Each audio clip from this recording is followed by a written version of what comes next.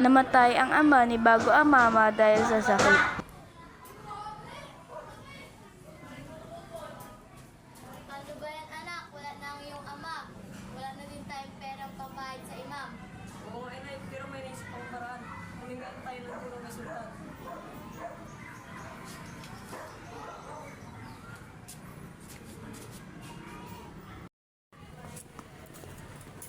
Nakikiramay ako sa iyo bago ang mga. Ako din nakikiramay. Maraming salamat sa iyo, nakikiramay. Nakikiramay rin ako sa iyo.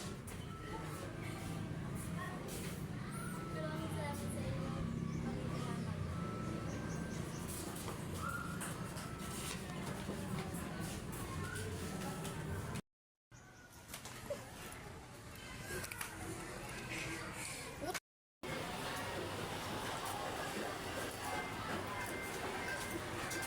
Ginoong Sultan, pwede ba akong humingi ng kunting tulong dahil namayapa na ang aking asawa?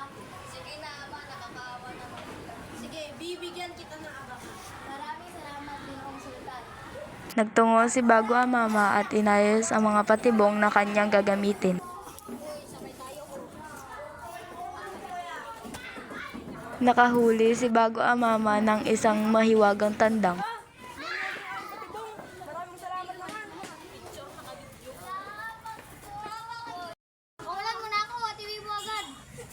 Kung sino ka man, maglabas ka at magpakilala ka sa akin. Ako, Bago Mama. Saan ka?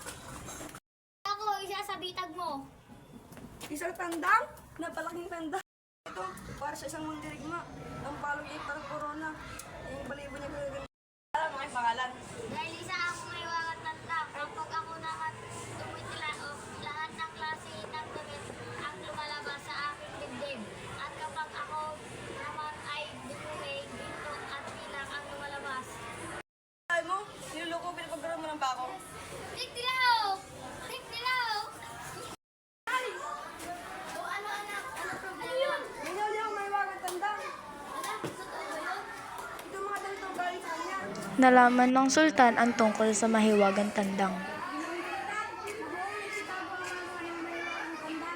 Pagpapalit ko lahat ng aking kayamanan para makuha ang tandang kasi papakasal ko ang aking prinsesa.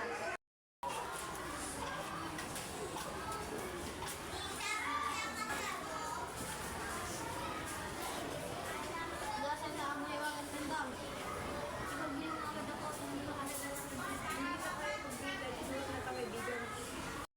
Pero maraming salamat may wagang tandang. Matapos ipagbili ni Bago ang Mama ay nagpakasal na siya sa prinsesa at naging payapa ang kanilang buhay.